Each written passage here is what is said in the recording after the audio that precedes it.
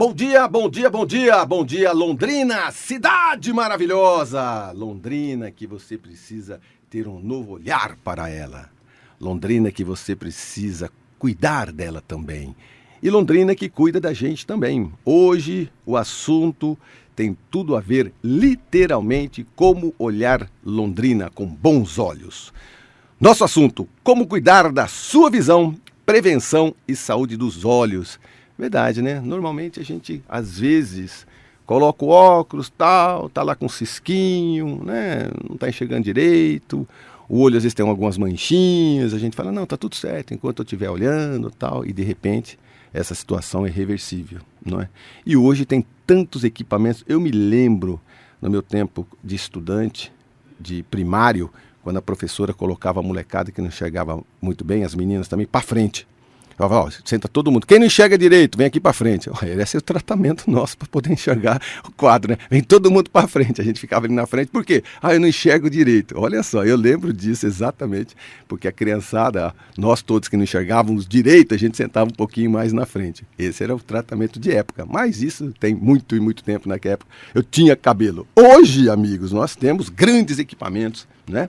Grandes hospitais em nossa cidade, né?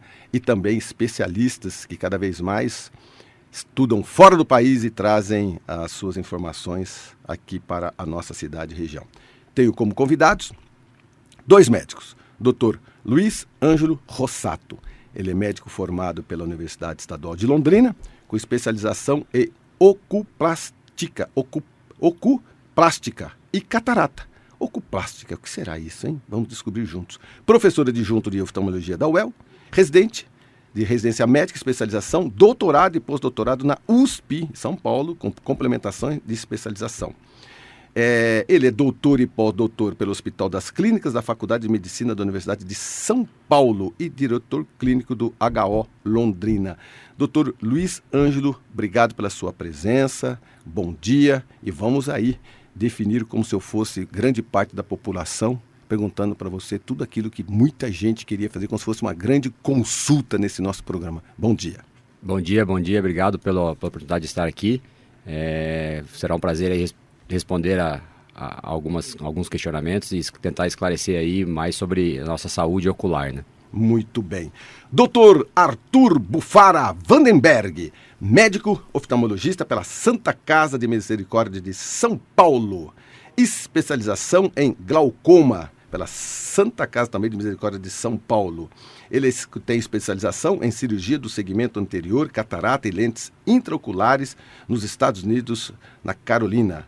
Pós-graduado pela Universidade de Harvard em Boston, pós-graduado nível doutorado na Universidade Federal de São Paulo e preceptor do setor de ótica cirúrgica de catarata na Universidade Federal de São Paulo, diretor clínico também do HO de Londrina. Doutor Arthur, bom dia, seja bem-vindo. Bom dia, Marcão, bom dia a todos os ouvintes. É um prazer estar aqui também e esclarecer aí algumas possíveis dúvidas da população em relação à parte de oftalmologia. Muito bem. Para a gente começar, qual a importância da gente falar sobre a prevenção e saúde ocular hoje no Brasil? Temos verdadeiramente aqui em Londrina o que existe de moderno, que existe de prevenção e também com os olhos, prevenir é o melhor remédio, doutor Arthur? Bom, Marcão, a ideia da prevenção serve não só para a oftalmologia, mas para a medicina como um todo, tá? Nas áreas de cardiologia, neurologia, enfim, hoje a gente está no caminho aí realmente da vida saudável e tudo isso acaba trazendo aí uns benefícios para a saúde. Olhando da parte oftalmológica, sem dúvida alguma a prevenção ela acontece nas consultas de rotina. Então, desde o nascimento, aí, quando a criança faz o teste do olhinho na maternidade, passando por consultas aí, no oftalmologista no período da infância para detectar alterações de grau, correção com óculos, e a prevenção se estende aí para a idade adulta e para a idade mais avançada, aí, principalmente após os 40 anos, que começam a surgir umas doenças importantes aí que a prevenção na consulta oftalmológica de rotina acaba ajudando muito aí a detectar doenças e fazer um tratamento já precoce para fazer com que essas doenças que eventualmente estejam presentes, a gente consiga frear as que não têm cura, tem tratamento. Então é importante a detecção precoce nesses exames de rotina, aí, independente de ser na criança ou no adulto ou no idoso, né? Então a prevenção é fundamental. Você comentou a respeito de prevenção e a partir de que idade a criança pode fazer uma prevenção como essa? A partir do momento que papai e mamãe, né, quem está criando a criança pode ser até um vovô, enfim, né, a família detectou alguma impossibilidade, tem algum sintoma que às vezes a criança faz que o papai e a mamãe tem que perceber? Então, Marcão, ficou até em alta aí a parte do retinoblastoma com o Thiago Leifert, né, que isso é uma doença rara, grave, que pode acontecer e a criança já pode nascer com alguma alteração, ou catarata congênita, glaucoma congênito. Isso geralmente o pediatra na maternidade faz o teste do olhinho, mas eu acho que não custa ter um cuidado maior e logo ao nascimento, na primeira semana, primeiro mês de vida, levar no oftalmologista para fazer o teste de novo, ver reflexos e tudo, que é o exame básico. E depois aí é importante também na criança na idade pré-escolar, quando vai entrar para estudar, fazer um exame, ver se não tem nenhum grau. E com certeza, depois que a visão se desenvolve, os pais conseguem observar em casa se a criança está se aproximando muito da televisão, não consegue ver algum objeto à distância, coisa para ler, muito celular, próximo. Muito próximo, exatamente, né? Os pais aí são os melhores para detectar. Exato, que tem o contato. Mas mesmo que não percebam nada, às vezes a criança tem um olho bem desenvolvido, não tem o outro, isso passa despercebido. Então é importante, mesmo assim, mesmo que os pais não percebam nada de diferente, levar para uma rotina aí na primeira infância e nos primeiros anos de vida. E normalmente tem recuperação. Normalmente a prevenção faz com que essa antecedência chegue antes de, às vezes, uma coisa mais séria. Isso, se a gente falar de doenças mais graves, como um glaucoma congênito, aí é tratamento, né? Mas aí é instituir um tratamento e conseguir aí salvar muitas vezes a visão da criança. E quando a gente pensa em prevenção de exame de grau, é super importante estimular a visão até os 6, 7 anos de idade. Tá? Depois dessa idade, depois dos 7 anos, geralmente, um grau que não foi detectado e não foi tratado com prescrição de óculos, a criança pode ficar com aquele famoso olho preguiçoso, ela não desenvolve a visão até essa idade e depois vai ficar com uma criança com uma visão aquém do normal, que a gente considera aí, que seria o 100% de visão. Então fica uma sequela. Então por isso é importante aí, estimular essa visão com correção de grau, quando necessário, até os 7, 8 anos de idade. Aí. Então por isso se torna de extrema importância essas consultas na infância. Doutor Rossato, o senhor atua tanto na área de clínica quanto acadêmica, né? Como que você enxerga o papel da educação médica na prevenção de doenças oculares? É muito importante que a gente entenda e passe isso para os alunos, né? Que muitas doenças realmente precisam ser detectadas de forma precoce. E isso quem está se formando em medicina, né? O estudante de medicina precisa entender desde quando a doença começa, né, quais são as alterações iniciais e para que ele, a partir dali, tenha o conhecimento de como fazer essa prevenção depois que ele se formar. Porque muitas vezes a gente na faculdade vê casos graves, principalmente em hospitais grandes, como o nosso HU aqui, né, o hospital terciário recebe muitos casos graves. Então, precisa, já desde o início, né, no estudo básico da anatomia e das doenças em si, que isso seja uma coisa que desde o começo da graduação o aluno tenha a noção de que é importante essa prevenção, né? Claro que o tratamento de todas as doenças é muito importante, ter o conhecimento também, né? Mas transmitir isso e que isso venha ao longo do tempo da formação é muito importante. Lógico que provavelmente tenha um outro nome para os senhores, né? Mas para nós, no cotidiano, o que é ser vesgo? E quem tem os olhos diferentes, vesgo, tem tratamento, por que ficou? Eu sou do tempo que falou, bateu o vento. Bateu o vento, ficou vesgo.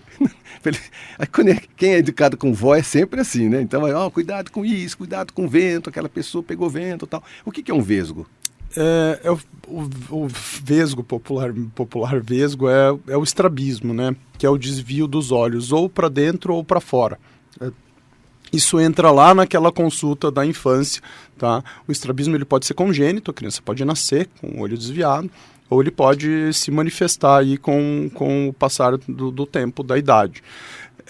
Essa condição, ela entra naquela preocupação do estímulo da visão, da criança não desenvolver a visão. A partir do momento que o olho está desviado, tá? Ele não está fixando na posição primária do olhar, que é reto, esse olho muitas vezes não recebe o estímulo adequado para se desenvolver. Tá?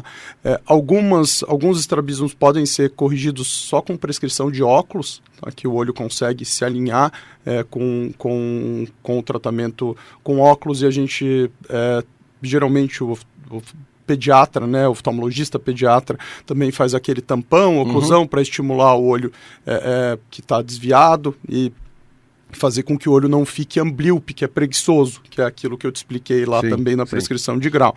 E alguns estrabismos são cirúrgicos. Tá? Quem vai determinar se é cirúrgico ou o tratamento é clínico é o estrabólogo, especialista. Né, Como que é o nome do especialista? Estrabólogo. Estrabólogo? Estrabólogo, Estrabólogo. Especialista em estrabismo. É o que é o pediatra, geralmente ele é estrabólogo.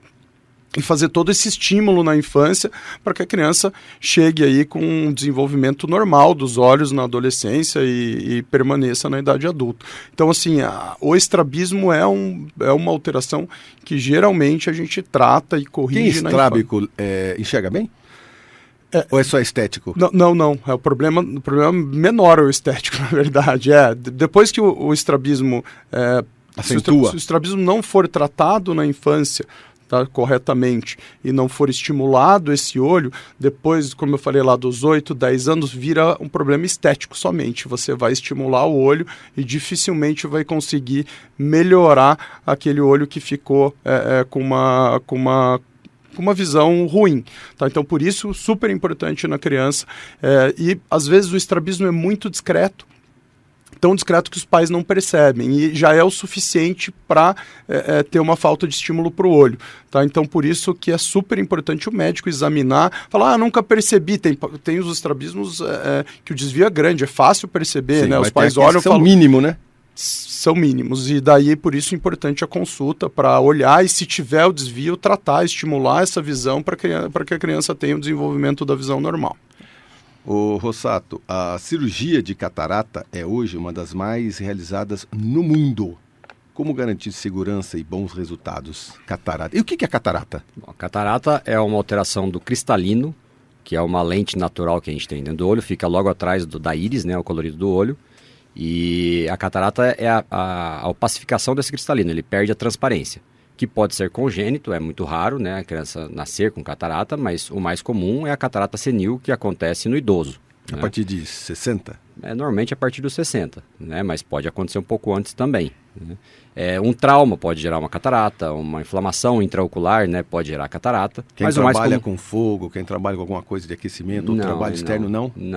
Não, mas o problema é que ela é intraocular, né, é uma estrutura intraocular, então precisa ter alguma alteração intraocular, como uma pancada pode gerar, né, um trauma, né, pode gerar uma catarata. Mas o mais comum é a catarata senil, que acontece no idoso, né, então a perda dessa transparência do cristalino gera uma baixa visual, que é uma lente que perde a transparência, obviamente atrapalha entrar a luz dentro do olho e consequentemente, perde a visão, né? Então o tratamento é cirúrgico a partir do momento em que realmente isso começa a atrapalhar a visão.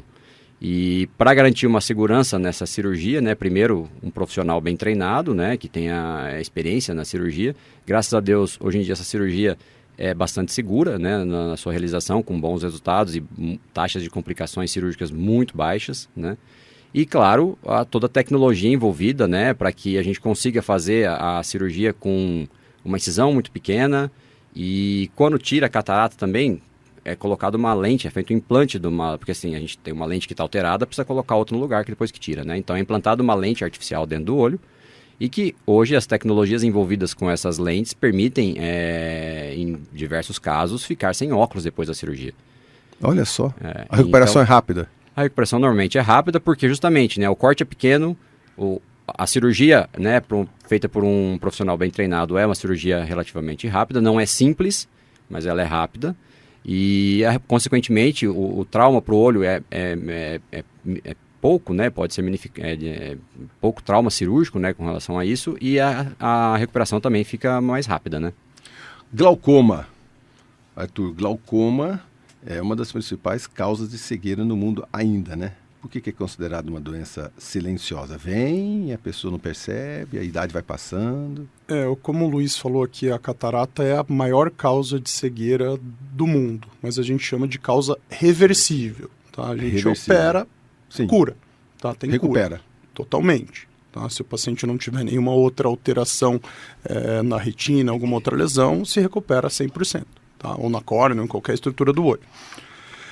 O glaucoma é a segunda maior causa de cegueira, mas a maior causa de cegueira irreversível que existe. Então aqui a gente está falando de uma doença que não tem cura, tá? Tem tratamento, tem controle. E é importante frisar que aí entra a parte das consultas de rotina e a prevenção. O glaucoma, de maneira geral, ele só é percebido em estágios moderados a avançados. No início, não se tem dor, não se tem baixa de visão, o paciente não percebe nada, né? E quando a gente faz esse diagnóstico em estágios mais avançados, o nosso arsenal de tratamento fica mais reduzido, mais limitado e, obviamente, o prognóstico piora, fica mais reservado.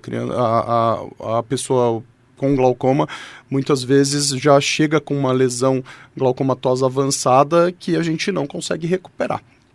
Tá? Então, super importante aqui a prevenção com consultas de rotina.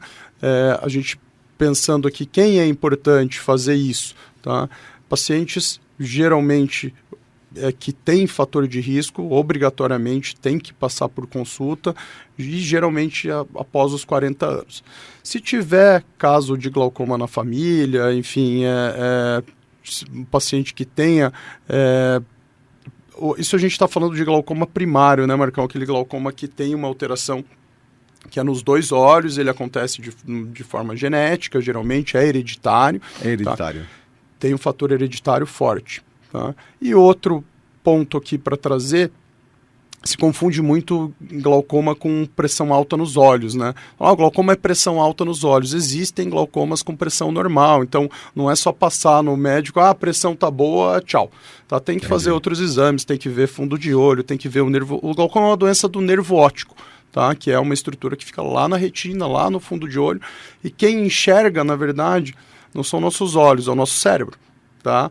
A imagem forma no nosso olho e o nervo óptico transmite essa mensagem para o cérebro que enxerga, na verdade. E o nervo, quando tem uma lesão no nervo, essa comunicação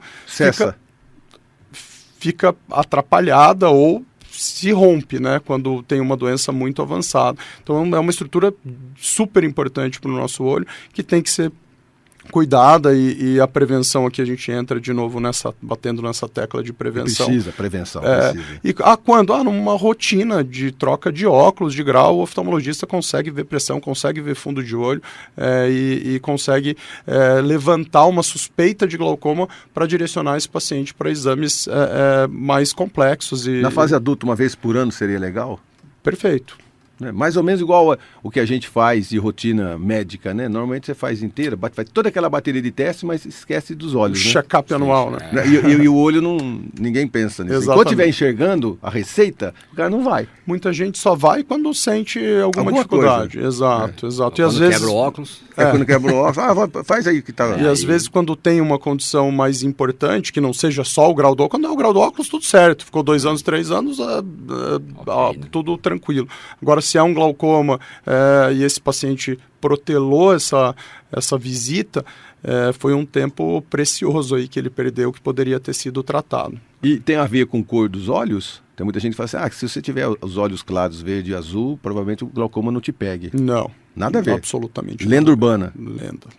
Pega assim. Do mesmo jeito. A cor não tem nada a ver. Qualquer cor. Qualquer cor. Não tem essa história. Mas ali... E outra coisa, verdadeiramente os olhos mais claros são mais sensíveis? Ou o pessoal que trabalha comigo está mentindo para mim. Normalmente a gente está no sol trabalhando. Eu não preciso ficar no sol, porque meu olho é um pouquinho mais sensível. Aí todo mundo tem os olhinhos verde e azulzinho, vai para a sombra e eu com o olho preto continuo no sol. Verdadeiramente eles são mais sensíveis? Quer responder, Luiz? Não, assim, o que determina a cor do olho é a quantidade de melanina que existe na íris. Né? Então, um olho mais escuro tem uma quantidade maior de melanina e os olhos mais claros têm uma quantidade menor de melanina. A melanina é uma proteção, obviamente, contra a luz, contra a radiação solar. Vamos ver se o João está mentindo para mim. Mas não necessariamente, não é obrigatório. Todo mundo que tenha olho claro, obviamente, a luz consegue atravessar um pouco mais facilmente a íris porque tem uma quantidade melhor de melanina. Mas não necessariamente vai determinar um olho mais sensível ou não. Né? Então não é assim 100%, vou para a sombra, ficar ali porque está doendo meu olho. E o contrário também não é porque a pessoa tem um olho totalmente escuro que não vai sentir nada. Muito bem, lenda urbana também. Lenda urbana também, muito bem. Amigo, boxe, lutas corporais, muito soco no olho e vai... É necessário ter um pouco mais de atenção nisso tudo? Você sabe que das lutas eu nunca tinha medo muito dos dentes, né? Eu lutei bastante, eu tinha muito medo do olho. Né, de bater, de machucar. É necessário ter um cuidado um pouco mais especial?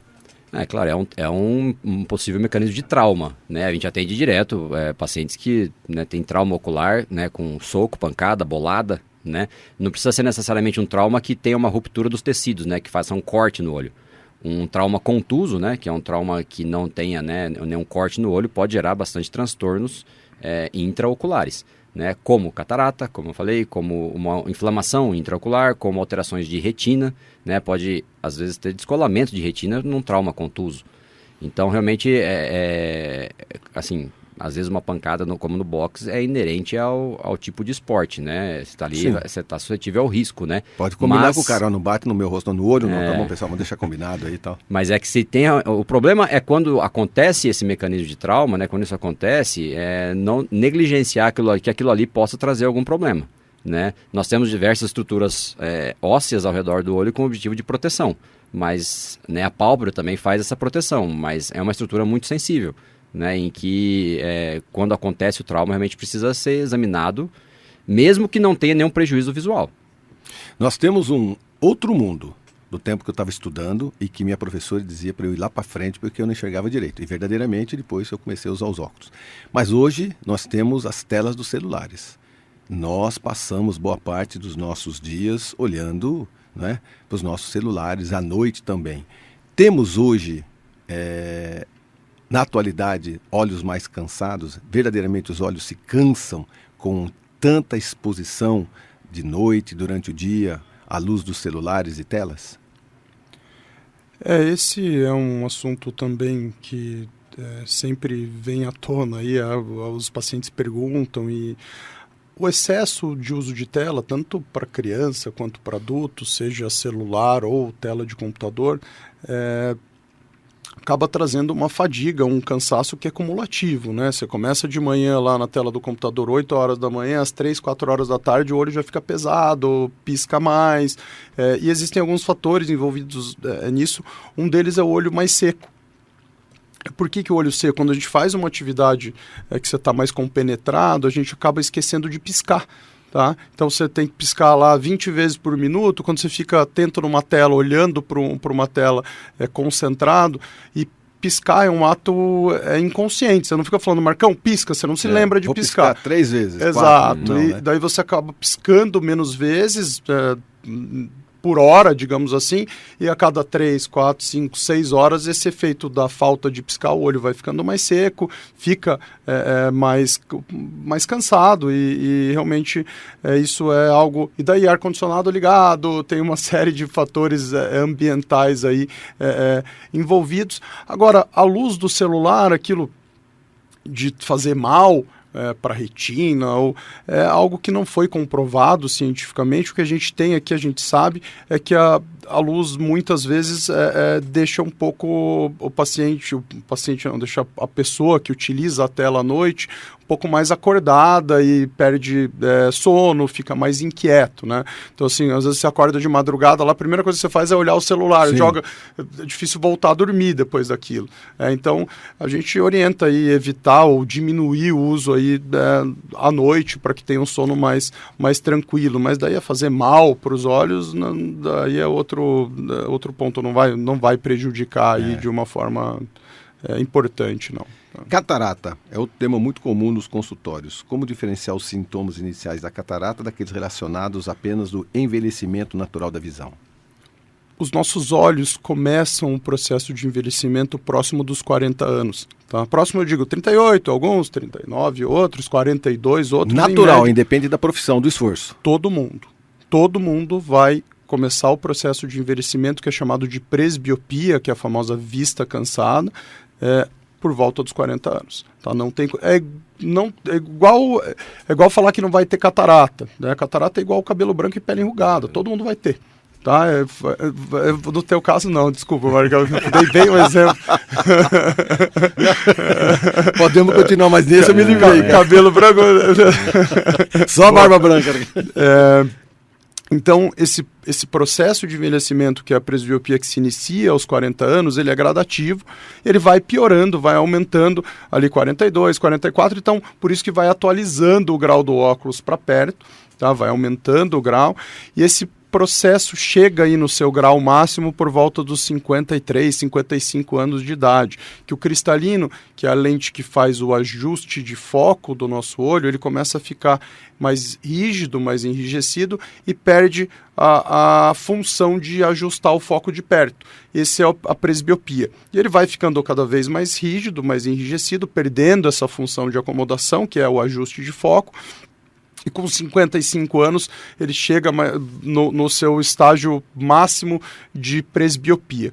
A gente dá até um nome bonito hoje, chama Síndrome do Cristalino Disfuncional. Quer dizer, o cristalino não tem mais função alguma. E depois desse estágio de envelhecimento, a gente passa...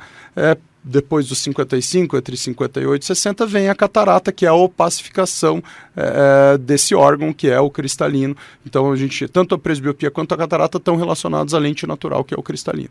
Não é lenda urbana, não é observação. Cara, tem gente que chega aos 80, 90 anos sem o uso do óculos. E eu percebo, às vezes, criança muito novinha com um óculos, né? Existe, pela natureza, né? Não pelo cuidado, mas pela natureza, gente que necessariamente não tem problema nenhum e passa a vida inteira sem usar óculos? Ou todos nós, em algum momento, vamos usar óculos? Então, na verdade, assim, o grau de longe é uma coisa normalmente geneticamente determinada, né? Se isso vai acontecer cedo ou não, né? Mas depois dos 40, como o Arthur falou, vai aparecer a presbiopia, né? A atividade das pessoas, às vezes, não tem uma exigência tão grande em que ela não está enxergando tão bem, mas também a atividade não demanda tanto. Pode ser que ela não sinta falta. Tem algum grau de deficiência, mas não sinta falta, né? Mas que a partir dessa idade, dos 60 anos, aparece a catarata, alguma coisa de catarata vai ter. Não tem como não ter, né? E algumas vezes também a catarata ela começa e nesse início ela pode até dar uma ajudinha a enxergar de perto. E a pessoa vai levando. Mas dizer que não tem nada, não tem como difícil. A gente falar isso. É praticamente impossível. Na medicina, né, é difícil a gente usar esses termos, mas assim, é praticamente impossível que não tenha nada. Então o olho é suscetível. No corpo humano é um órgão suscetível a ter alguma coisa, o olho. É envelhecer. Faz parte, eu falo para os pacientes, faz parte de estar nesse mundo. A gente não tem como ficar aqui sem ter as consequências de estar aqui, né? Então, faz parte do envelhecimento. Então, né? O único caminho para ter bons olhos é prevenção. Exatamente. Prevenção. Então, a gente fecha esse nosso primeiro bloco com prevenção. Como cuidar da sua visão, prevenção e saúde dos olhos. Volta daqui a pouquinho com o Dr. Luiz Ângelo Rossato e Dr. Arthur Bufara Vandenberg. Não sai daí para enxergarmos melhor o próximo bloco. Muito bem, estamos de volta com o assunto como cuidar da sua visão, prevenção e saúde dos olhos. E aí no primeiro bloco, nós juntos entendemos quanto à prevenção, rapaz, como é importante, né? Tudo é prevenção, né? Ah, vamos lá, a gente faz uma prevenção porque eu vou entrar na academia. Não faz dos olhos. Ah, vou fazer uma prevenção porque eu vou viajar. Não faz dos olhos. Ah, é aquele check-up anual. Não faz dos olhos. E aí você acaba descobrindo lá na frente que necessariamente você tinha que fazer a prevenção dos olhos também. Então, faça. O Arthur, você tem uma formação extensa, inclusive nos Estados Unidos. O que a experiência internacional trouxe para a sua prática médica aqui, principalmente em Londrina? A gente pode afirmar que Londrina tem um centro de experimentação, equipamentos, principalmente agora com HO, né? Eu fui visitar o HO, eu fiquei surpreendido com a quantidade de equipamentos, de tecnologia. Eu não tinha ideia que isso tinha em Londrina. Realmente, a gente tem aquela síndrome do vira-lata, né, Marcão? De achar que tudo fora é melhor aqui que no Brasil. Falar, vou lá, é melhor nos Estados Unidos, é melhor na Europa. Ou em São Paulo mesmo, né? Um dos pontos super legais da minha temporada fora do país, eu fiquei 1 ano e meio na Universidade da Carolina do Sul, que é um centro de pesquisa grande lá, fazendo pesquisa e estudando a parte de lentes intraoculares, catarata, né? E com certeza tive contato com todas as tecnologias mais avançadas, tanto de lente intraocular quanto de equipamentos. E foi justamente na fase que a gente estava em construção do HO. E eu costumo falar para os pacientes que têm essa ideia, que se ele vier passar numa consulta aqui dentro do HO em relação à formação médica e tecnologia, tá? Se ele for para Nova York, Paris, Londres, na melhor das hipóteses, ele vai ter um tratamento igual. Melhor. O que você viu lá, a gente vê aqui. Aqui o HO tem tudo, tanto da parte de equipamento diagnóstico, quanto microscópio cirúrgico, quanto capacitação técnica de médicos bem formados. A gente se formou aqui em ótimas universidades, o Luiz na USP, eu na Santa Casa, depois na Unifesp, na Universidade Federal de São Paulo, com tese de doutorado, a gente especializou da melhor forma possível. Então, hoje em dia, vai sair daqui para ir para São Paulo para pegar uma pessoa com a melhor formação possível, vai estar formado igual a gente, tá? Não é difícil algo muito diferente, tá? Então, realmente, a população tem aqui em Londrina um grande centro oftalmológico, que pode aí ser comparado com os melhores centros do mundo, não só do Brasil. No comecinho, eu até li a tua especialidade, Rossato, errado, né? Ou eu não soube como ler certinho. É oculoplástica, não é? Exato. Ou seja, você tem uma especialidade como se fosse um cirurgião plástico para os olhos. É isso? Exato. A oculoplástica é uma especialidade da oftalmologia que cuida das pálpebras e vias lacrimais. Isso né? é pouco conhecido ainda. O pessoal não conhece muito essa especialidade, muito menos o termo, né? Às vezes muita gente fala plástica ocular também, né? Facilitou bem.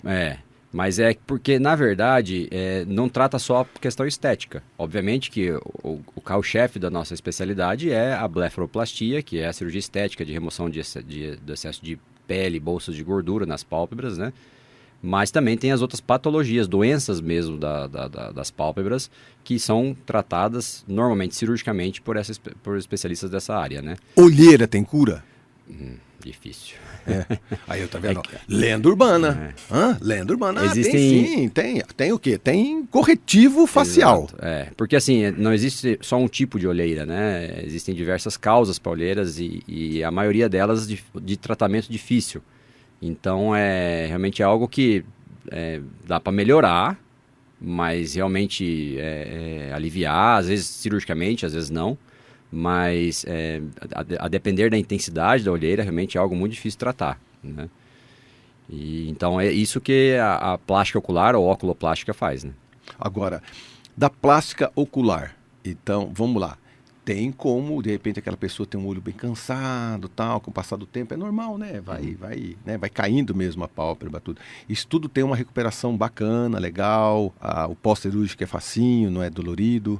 Então, as cirurgias de pálpebra envolvem uma recuperação um pouco mais lenta que, por exemplo, cirurgia de catarata, né? porque gera muito inchaço nas pálpebras, né? É uma região do corpo que incha facilmente e tem um processo de desinchar lento, né? Pela questão da drenagem linfática dessa região ser mais difícil. Então é um processo que não envolve dor, né? Mas envolve inchaço e roxo, né? Ao redor dos olhos, que leva às vezes 3, 4 semanas para recuperar tudo, né? Não é algo tão limitante, mas muitas vezes as pessoas se sentem constrangidas de serem vistas inchadas, com os olhos inchados, né? Mas não é algo que limita tanto no dia a dia. Claro que a primeira semana é um pouco pior, né? Mas depois é questão de esperar o inchaço regredir, né? Como saber se o problema nas pálpebras não é apenas estético e pode comprometer a visão? Às vezes é estético e às vezes é problema de saúde mesmo. Sim. Então, normalmente a estética, ela envolve o excesso de pele e bolsas de gordura, né? É algo que realmente gera esse ar de cansaço, né? De que tem o olho mais caído, mais fechado, né? Existe uma outra alteração da pálpebra que é a pitose. Pitose é a pálpebra, a margem palpebral mais baixa, né? A gente vê que o olho está mais fechado mesmo, não é excesso de pele. Excesso de pele, a gente vê a pele se dobrar sobre os olhos, né? A pitose é o olho mais fechado. Entendi. Né? Então, igual o Amaral, que era o jogador do Palmeiras. Isso, aquele olho mais caído, assim, mais fechado, na verdade, né? Então, isso é pitose, porque existe um problema, uma alteração na musculatura que faz a pálpebra superior abrir. Então, a pitose, de forma muito intensa, pode tapar a visão, né? Obstrui a visão. Vocês são médicos, a pergunta que eu vou fazer agora é muito mais de curiosidade. Então você está falando sobre os olhos um pouco mais fechados. Pessoas de origem japonesa, mesmo os olhinhos bem fechadinhos, a visão é normal? Tranquilo? Ou ali ninguém reclama de você, mas a gente enxerga um pouquinho menos. Parece óbvio, mas é uma curiosidade, porque você acabou de dizer, porque às vezes o olho muito fechadinho, às vezes você não consegue enxergar. Porque não é o olho como um todo que enxerga, né? Então, o oriental normalmente tem uma fenda palpebral, né? O que a gente vê realmente do olho menor, né? Mas com o passar do tempo, principalmente no idoso, isso pode fechar mais ainda, né? Então, isso para trazer prejuízo visual realmente precisa obstruir o centro da visão, né? Agora, outras alterações de pálpebra podem trazer prejuízo de visão, principalmente se o olho não consegue fechar de forma completa, ou se a pálpebra de baixo também ela é virada para fora ou virada para dentro. Tudo isso pode, de forma crônica, machucar a superfície do olho e isso gera prejuízo visual muito, muito grande. Né? Pergunta também de rua. Esfregar o olho, às vezes coça, a gente esfrega o olho bastante. Já ouvi dizer que é o seguinte, cara, não faça isso porque não desloca alguma coisa, retina, tal. Quando a gente às vezes tem uma coceira, antigamente eu até coçava bem mais. E hoje às vezes eu vejo uma pessoa coçando o olho de uma forma, tá me coçando muito. Eu falo, não coça muito não, porque isso aí é prejudicial. É lenda urbana? Não é lenda urbana não, é prejudicial. Um dos grandes problemas do esfregar o olho, esfregar com intensidade, é uma doença já bem conhecida que é o ceratocone. Tá? O ceratocone é quando a córnea ela fica em formato cônico, ela fica deformada, tá? E um dos grandes fatores que podem trazer essa doença é o paciente que esfrega muito os olhos. Tá? Então, e o ceratocone é uma alteração super importante que precisa ser tratada e o tratamento não é tão simples, é um tratamento que pode ser até cirúrgico, com procedimento e leva a uma baixa de visão importante. Então, é uma doença que daí fica incurável, tá? Que tem tratamento, dá para contornar, mas se acaba prejudicando o olho de uma forma importante mesmo. Então, não é lenda, não é lenda urbana, né? Não. Então tem muita... Lógico, todo mundo, isso aí é conversa de boteco, né? Às vezes você vê que o cara tira o óculos, começa a coçar muito. Eu já passei isso. Eu ouvi dizer, não vou dar aqui um Google não para pegar o celular, porque a gente tá batendo papo, né? Mas eu acho que isso aí vai te prejudicar. Se o olho está coçando é porque tem algum problema. Tá? Vá consultar, às vezes é uma alergia que tratada melhora, é algo tranquilo de resolver e acaba virando um problema maior aí quando o paciente esfrega muito os olhos. Né? Na sua opinião, o avanço mais significativo nas cirurgias de catarata nesses últimos anos? O que foi que realmente chamou a atenção? O que trouxe aí uma grande mudança aí no paradigma para a cirurgia de catarata, evolução das lentes intraoculares. tá, de material e tecnologia. Então, como o Luiz falou no começo da conversa hoje, a cirurgia da catarata ela tem basicamente dois objetivos. Um, reabilitar a visão. Tá? Então, um paciente que tem a catarata, uma baixa de visão, a gente recuperar essa baixa de visão. E o outro, que é a cereja do bolo hoje da cirurgia, é correção de grau dos óculos, tá? Que pode ser uma correção parcial, só para longe, o paciente segue precisando de óculos para leitura, ou para longe e para perto. Na verdade, longe, intermediário e perto. Então, é uma independência grande dos óculos que a gente consegue trazer com o procedimento. Então, evolução dos materiais e lentes intraoculares, evolução da técnica cirúrgica, obviamente, que ocorre com os aparelhos que a gente utiliza para a cirurgia, diminuem as incisões, fica uma cirurgia mais segura, minimamente invasiva, e os aparelhos diagnósticos também agregaram demais. Então, por isso que a gente tem lá um centro diagnóstico, não é para ser bonito, não, é só para o paciente ver e achar bonito, é porque a gente utiliza tudo que a gente tem lá para trazer mais previsibilidade para o procedimento e conseguir executar de uma... Eu falo que o planejamento da cirurgia da catarata hoje é tão importante ou até mais que a execução da cirurgia, porque se ela foi mal planejada e fez uma cirurgia lá, trocou a lente, colocou a lente no lugar, o resultado fica aquém do esperado pelo paciente. Desejado, né? Existe ainda preconceito, existe medo ainda relacionado à cirurgia de catarata. Como quebrar esse tabu? É divulgando mesmo, é mostrando, pegando a opinião das pessoas que fizeram? Porque, cara, mexeu no olho, todo mundo tem medo. Você fala, eu vou mexer na catarata, deixa do jeito que está. O brasileiro sabe como que é, né? A catarata, como voltando no que o Luiz falou, ela não é um procedimento simples, porque a gente está mexendo numa estrutura super delicada, que são os olhos, tá?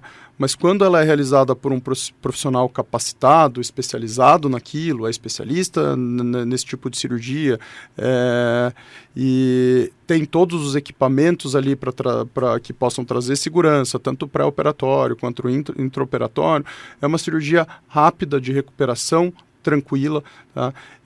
Que praticamente não afasta o paciente de atividade nenhuma no pós-operatório, aquilo de não pode abaixar a cabeça, vapor do fogo, isso é lenda, tá? Isso não existe, tá? Então, isso tem que ser tirado um pouquinho da cabeça da população, porque o paciente acaba protelando, porque fala, mas como que eu vou ficar sem cozinhar, como que não posso abaixar a cabeça, pode tudo, tá? A cirurgia é feita com uma incisão de 2 milímetros, super segura.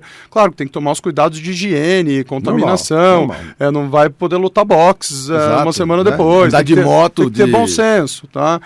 Mas eu claro que é muito pessoal essa orientação do pós-operatório, mas os meus pacientes de cirurgia de catarata, do Luiz também, que a gente faz com essa segurança, eles podem retomar a vida profissional já de imediato, já podem voltar a trabalhar, podem fazer esporte sem trauma, enfim, a orientação, a gente tem muito tabu, muito mito que acaba gerando medo. Exato.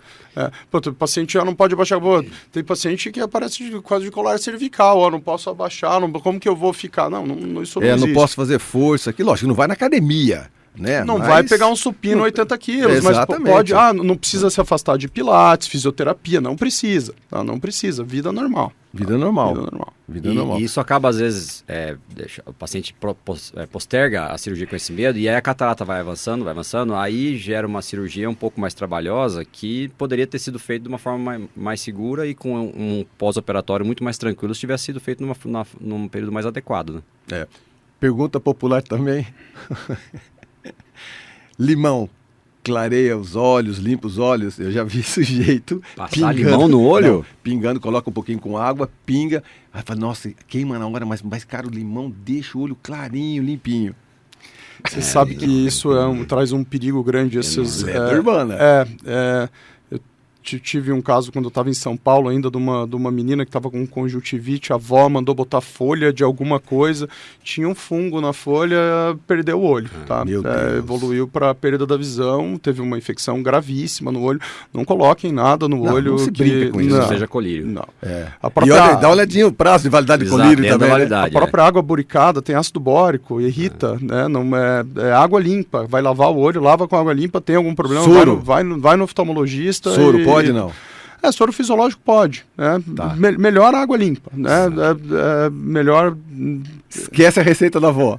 Esquece o limão. O problema do soro é aquele frasco de soro que fica aberto lá 1 ano. Exato. Prazo de validade.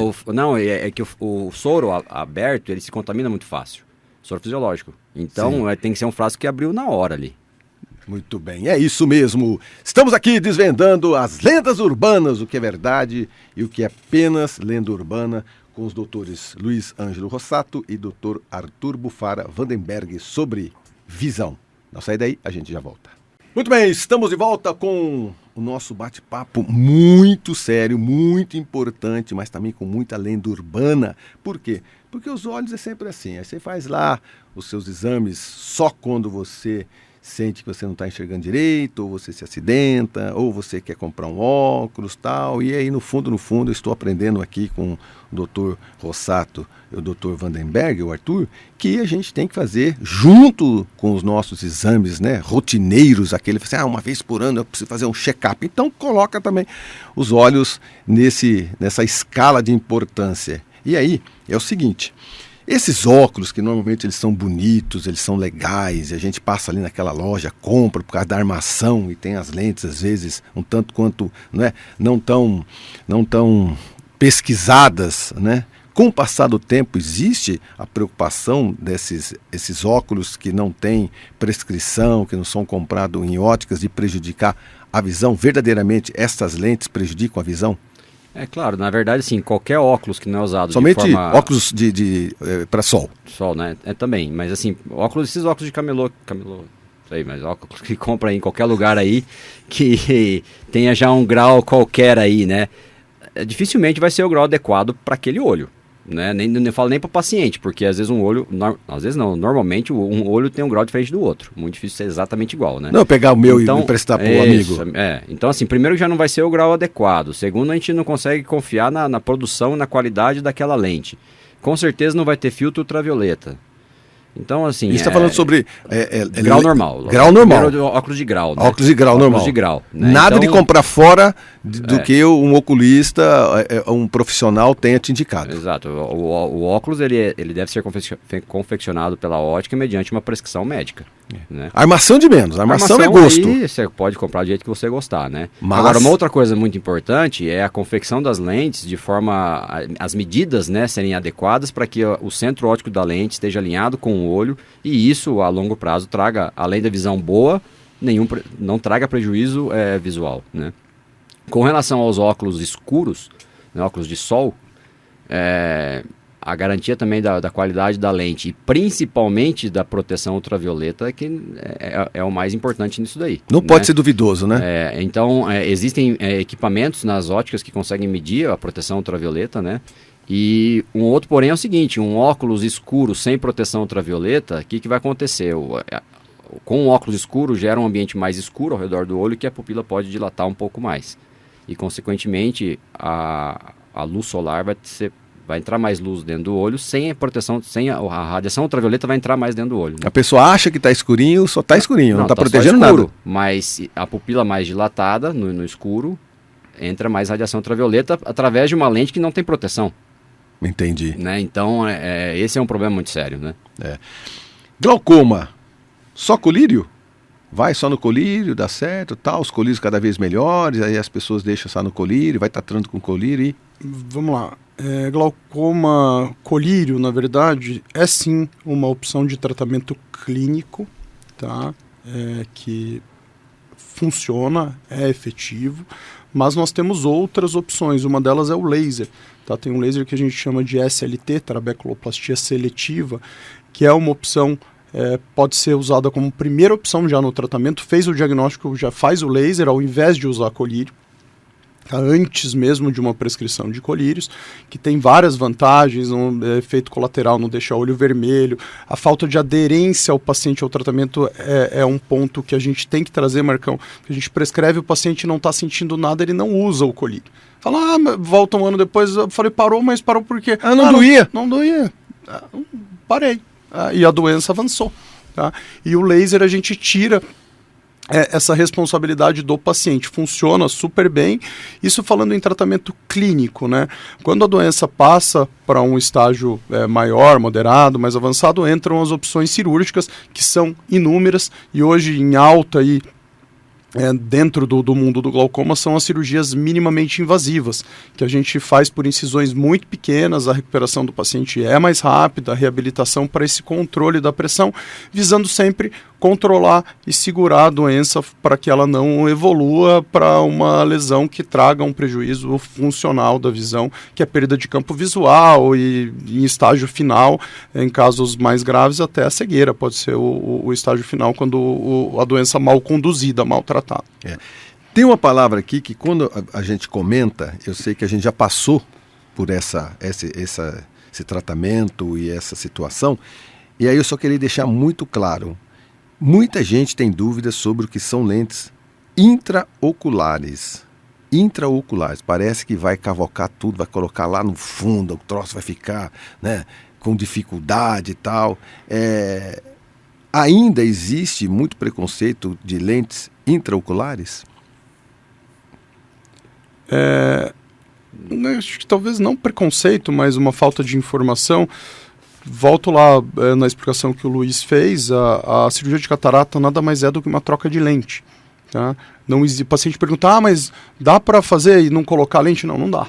Tá? A cirurgia é uma troca de lente. Sai a lente natural, que está envelhecida, muitas vezes opaca, e entra uma prótese, tá? uma lente artificial que pode trazer todos esses benefícios, reabilitar a visão, e é uma lente super pequenininha que a gente vê com precisão no microscópio, e detalhes, claro, dá para ver ela a olho nu, mas é muito pequena, e a gente consegue implantar esse material, essa lente que é inerte, não dá rejeição. Tem essa dúvida, né? Vai colocar, vai rejeitar? Não, é um material próprio para ser implantado dentro do olho, e ela entra com um injetor, um cartucho próprio para entrar numa incisão de 2 milímetros, 2,2 milímetros, que é uma incisão autocelante, não vai ponto. Tá? Então é tão pequenininha que a gente injeta, joga ela lá dentro, ela se abre, vai no lugar específico ali que a gente implanta, e por uma incisão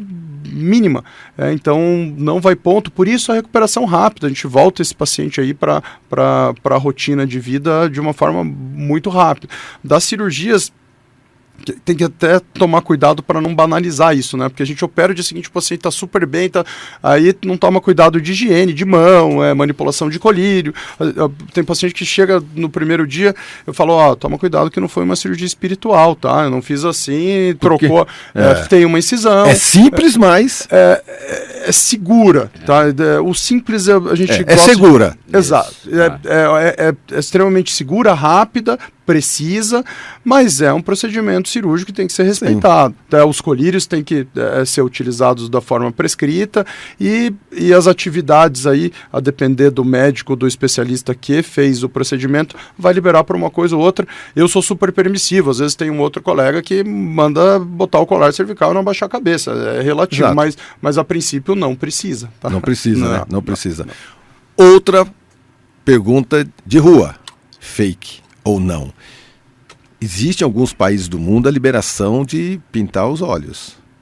Não sei como os caras estão grafitando o olho. Tem gente que vai lá com a cor do olho preta e sai de lá azul, amarela, vermelha. E aí? Fez, não volta mais? Fez, não pode fazer? Mas tem países que estão permitindo. Existem duas formas, assim, vamos dizer, que se fazem isso, né? Uma é implantar uma lente também dentro do olho, é uma película muito fina que é colocada acima da íris, né? É como se fosse como é que eu posso dizer, uma lente de contato colorida que é colocada dentro do olho, acima da íris, com a cor que a pessoa escolhe, né? Isso pode ser removido, obviamente, depois, tá? Uhum. A outra forma é fazer uma pigmentação da córnea. Jesus. Então a córnea é uma estrutura, né, transparente, né, tem suas moléculas todas organizadas para ficar transparente, as moléculas de colágeno, e isso é uma estrutura transparente. E aí existe pigmentação da córnea. Uma tatuagem, não é uma tatuagem, isso, para mudar a cor do olho, né? Isso não é autorizado a ser feito no Brasil. Tem alguns países realmente em que isso às vezes se faz. E nós vemos casos de pacientes que vão fazer, voltam e tem inúmeros problemas por causa disso, né? E que a longo prazo ou curto prazo tem alguns tipos de problemas que podem ser até tratados, mas assim, a médio e longo prazo isso traz um prejuízo visual irreversível. Esses tratamentos Então, é o seguinte, começou a doer, começou a cegar, começou a sair a tinta. Não, isso pode trazer um prejuízo, principalmente inflamatório e de aumento de pressão e de dano específico na estrutura da córnea mesmo, né? E também em estruturas intraoculares que vão prejudicar todo o funcionamento do interior do olho e traz um prejuízo visual a longo prazo, né? E claro, como eu falei, essa pigmentação da córnea, ela está ali, né? Dificilmente será removida. Agora, essa lente que é inserida dentro do olho pode ser removida, né? Mas isso não é totalmente proscrito, né? Só adicionando aqui do Luiz, ele trouxe isso para fins estéticos, olhos isso. normais. Existe a isso. pigmentação, acho que você ia complementar. Então deixa ele complementar. Pode. Que inclusive a gente faz no hospital. Porque isso aí é o estético, que a gente já ouve falar. Olho-são. Pro olho-são. Isso aí a gente tem na internet e todo mundo está comentando, mas vamos lá. E um dos países é a Turquia. Então lá na Turquia, vamos lá, que lá tem, tá liberado, tal. E aí o cara vem com aquele olhão verde, mulher, homem, azul, amarelo, tal. Ok, isso por olho-são estético. Estético. Tá, mas aí tem também, nesse momento, a estética, não é verdade? E esse desenho desse olho quando tem um problema. Isso existe já. Só complementando, Luiz, quando a gente tem um olho cego, tá? Um olho que não tem mais função visual e tá com a córnea branca, um prejuízo estético. Estético, já é cego aquele olho. Cego, um olho que não tem cego. mais função visual e não tem prognóstico de melhora. Não dá para operar, não dá para fazer transplante, não dá para fazer nada. E a pessoa viveu com tampão ou com óculos escuros por causa da estética. E a pessoa se incomoda com a estética e é ruim mesmo. Tá? O pessoal olha olho branco, enfim, isso traz um prejuízo até psicológico para a pessoa. Aí sim, esse procedimento pode ser super válido, inclusive é realizado pela nossa equipe de córnea lá no HO. Eu e o Luiz não é a nossa área, mas tem a equipe que faz isso. Os pintores estão lá. E é um trabalho artístico, é lindo, tá? O resultado é fantástico, mas só estético para um olho que não enxerga. Tá? Agora, trazer isso para olhos saudáveis como uma maneira estética de mudar a cor do olho, isso é um absurdo. Que loucura isso, é uma temeridade. Então, esse olho que é cego, que vai ser pintado, vamos dizer assim, ele vai ser pintado baseado na cor do outro lado. Sim. Né? Então, não é objetivo de mudar a cor do olho. Né? Então, isso... É só para trazer uma reparação psicológica, social para aquela pessoa. Então existe isso sim. Você tem uma pessoa que tem um olho branco já que cegou, a gente consegue colocar, né, o hospital, o HO já consegue colocar cor nisso. Degeneração macular. O que é? Como? Começa, tem meio, tem fim? Tá. A degeneração macular tem uma complementação ainda na forma mais comum, que é relacionada à idade, né? Que é chamada DMRI.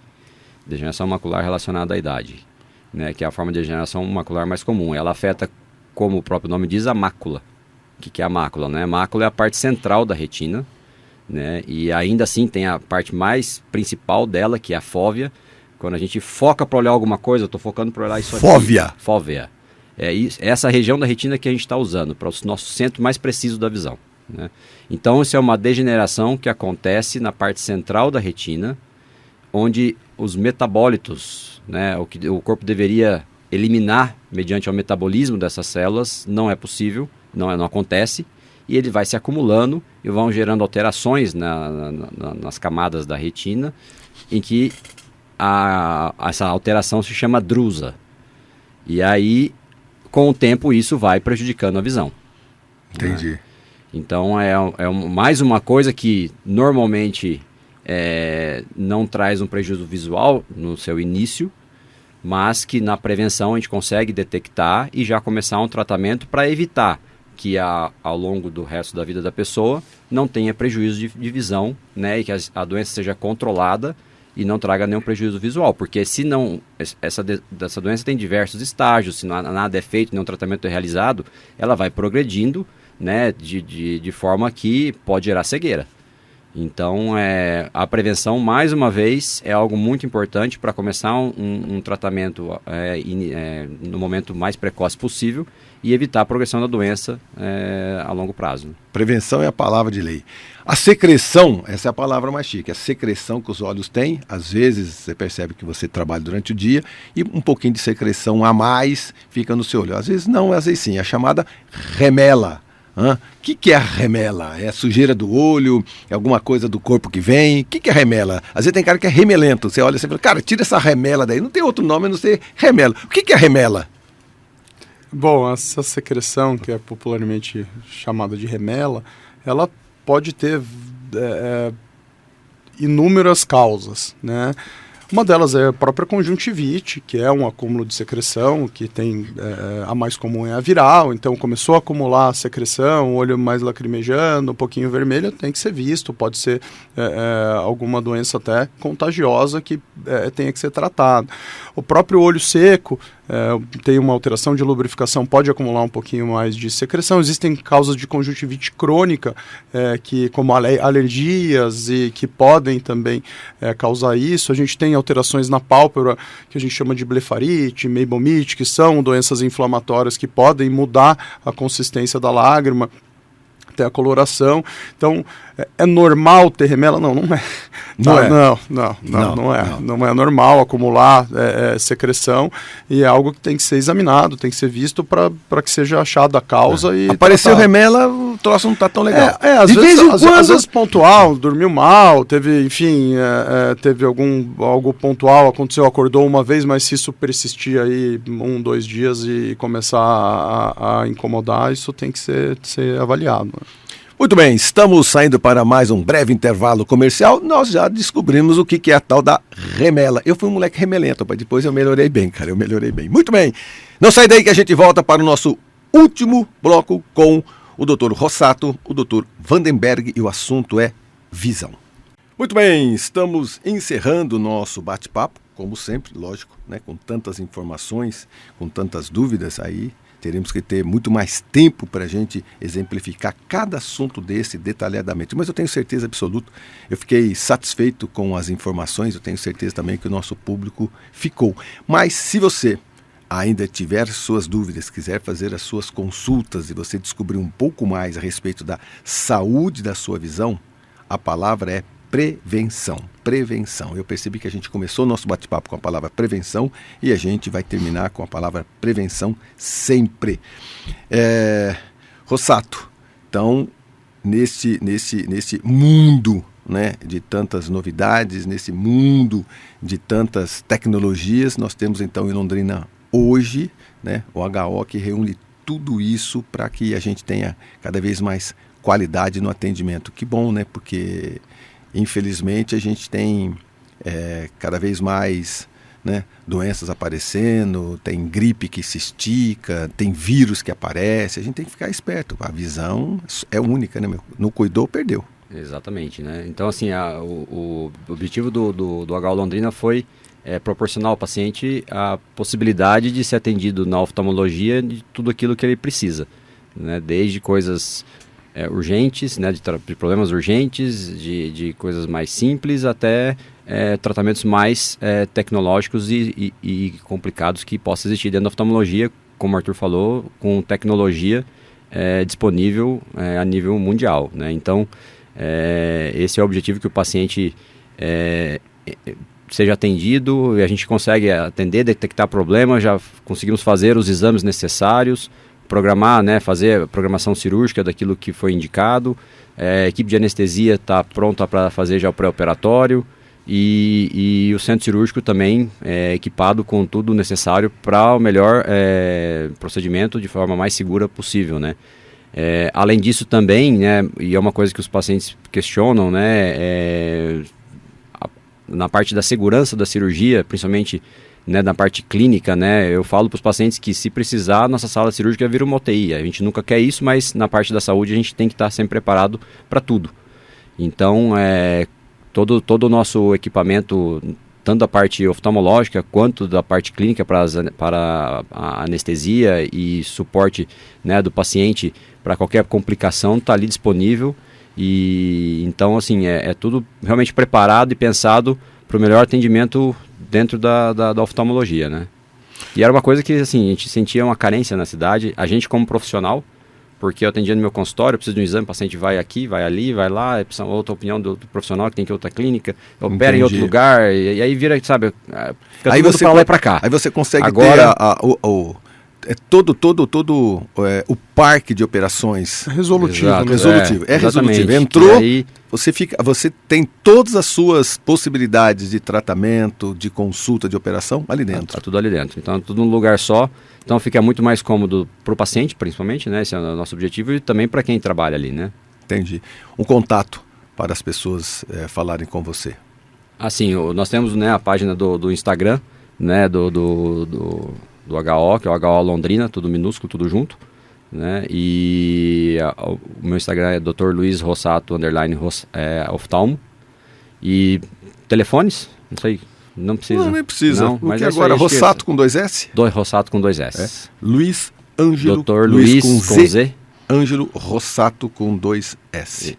Dois É S. isso. Obrigado, viu? Obrigado pela sua presença aqui, viu? Eu que Muito agradeço. importante. Arthur, finalizando o nosso bate-papo. Cada vez mais a gente teria que ter também esse pensamento para, principalmente a cirurgia de catarata, para populações de baixa renda. E aí?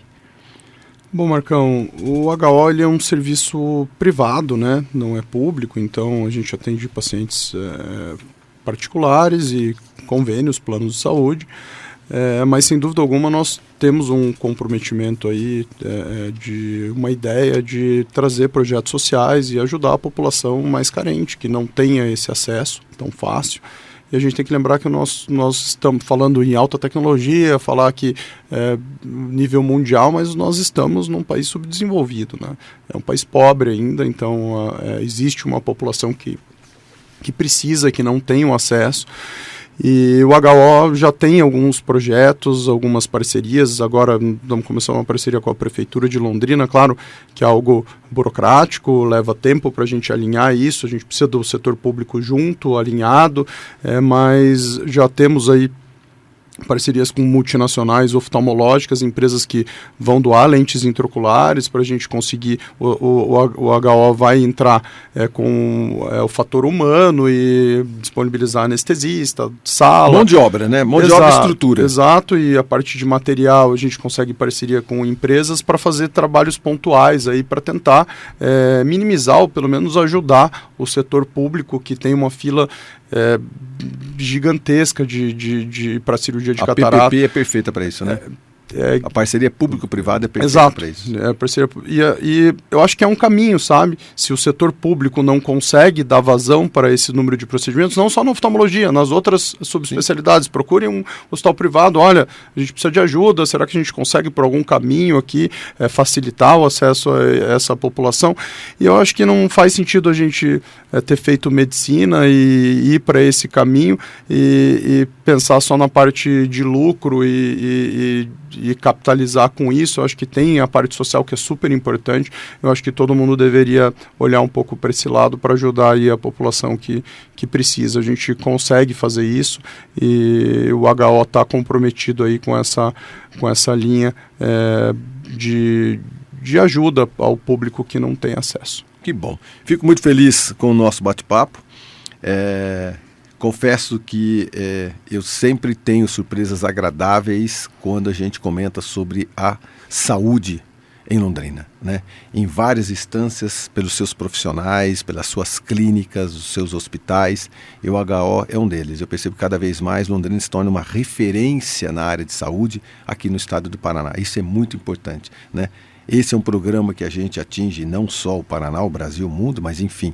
Então, de todas as regiões. Às vezes você que às vezes está em uma cidade um pouquinho menor, que às vezes você não tem o conhecimento, tem o contato, seria legal você dar o seu contato também, Arthur, para que essa nossa população, porque a gente alcança aqui centenas de milhares de pessoas, que às vezes, ainda bem que de uma forma não jocosa, mas uma forma simples e com humor, eu pude passar muitas das informações e das perguntas do cotidiano, do que era fake mesmo, mito, não é?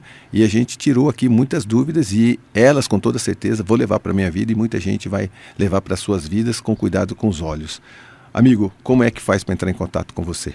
Marcão, queria agradecer também o convite aí para participar, super legal, descontraído, o bate-papo não foi nada combinado, o Marcão escreve remela, vesgo, e a gente vai respondendo aí. Vai lá, box, luta, óculos escuro. Ele tá com um papel aqui para guiar, mas ele só falou, a próxima vou perguntar isso, e fica algo natural. Porque antes de vir para cá, a galera perguntou para mim, cara, o que é o vesgo? Eu falei, calma que eu vou perguntar. E a remela? Deixa que eu vou perguntar. Então, eu venho no caminho recebendo perguntas. Eu acho que a beleza do podcast é realmente essa naturalidade, espontaneidade.